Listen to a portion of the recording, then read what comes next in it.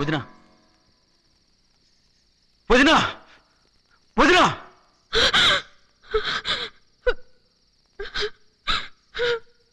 బాబు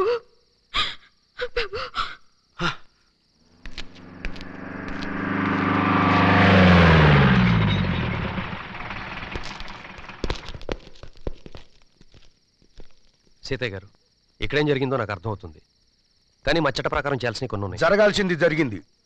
ఇప్పుడు కంప్లైంట్ ఇవ్వటం వలన మాకు ఒరిగేదేం లేదు. మీ ఫార్మాలిటీస్ మీరు పూర్తి చేసుకు వెళ్ళండి. ఇప్పుడు తప్పిపోయింది కాబట్టి సరిపోయింది. రేపు ఆయనకి ఏదైనా జరిగితే నా బిడ్డల భవిష్యత్తు ఏం కావాలి? మీకు మీ పగలు ప్రతీకారాలు ముఖ్యం, నాకు మాత్రం నా ఐదోతన ముఖ్యం. ఏ క్షణంలో చస్తామో అని గుండె చిక్కబట్టుకొని ఎన్నాళ్ళలో ఉంటామయ్యా. ఇక నాలో ధైర్యం చచ్చిపోయింది. నేను ఇక్కడ ఉండలేను. నా బిడ్డగా చెప్తున్నాను, మనం ఈ ఊరు వదిలి వేరే ఊరెళ్ళి ప్రశాంతంగా బతుకుదాం. వెళ్ళి మీ అన్నయ్యతో చెప్పయ్యా. లక్ష్మి, నా తమ్ముడికి పిరికి మందు నూరిపోస్తున్నావా? భగవద్గీత యుద్ధానికి ముందు పిరికితనానికి మందయింది గాని మధ్యలో కాదు. మనం పుట్టక ముందు నుంచే యుద్ధం మొదలైంది. దీన్ని మధ్యలో ఆపలేం. అసలు ఇదంతా నీ మూలానే జరిగింది తమ్ముడు. వాళ్ళని ఆ రోజే చంపేస్తే అయిపోయేది. వాళ్ళని ప్రాణాలతో వదిలిపెట్టావు కాబట్టే వాడికింత ధైర్యం వచ్చింది. ఏమీ చేయలేని దద్దమ్మలనుకుని మనల్ని చంపడానికి పంపించాడు ఆ బసవరాజు. అయినా ఇటువంటి విషయాలు మాకు అనవసరం. ఊరు విడిచి వెళ్ళిపోదామనుకుంటున్నారా? వెళ్ళిపోయే వాళ్ళు వెళ్ళిపోవచ్చు. నేను మాత్రం ఇక్కడే ఉంటాను.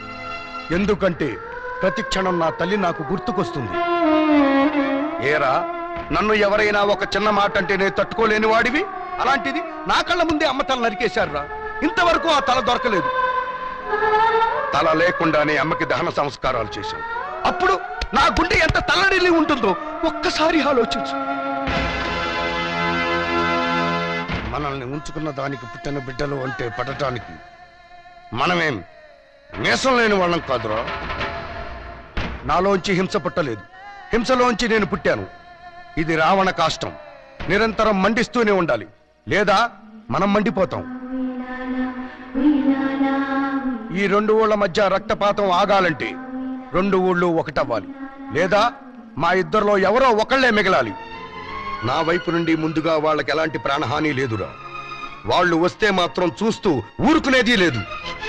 మనం పోతే మన కుటుంబానికి నష్టం, మనం పారిపోతే మన నమ్ముకున్న ఈ ఊరికి నష్టం. అందుకే ఈ ఇంట్లో కన్నీళ్లకు స్థానం లేదు.